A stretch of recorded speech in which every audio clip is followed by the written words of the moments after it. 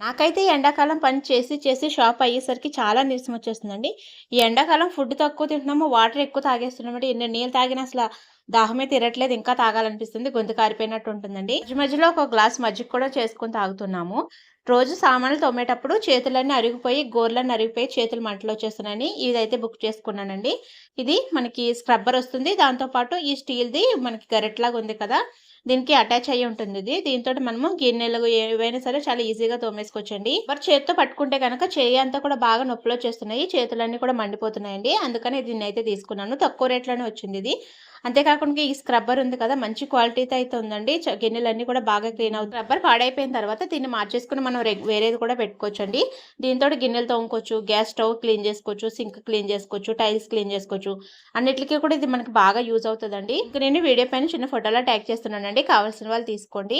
ఇది ప్రతి ఒక్కరి ఇంట్లో ఉంటే గనక గిన్నెలు తోముకోవడానికి, సింకులు క్లీన్ చేసుకోవడానికి బాగా యూజ్ అవుతది.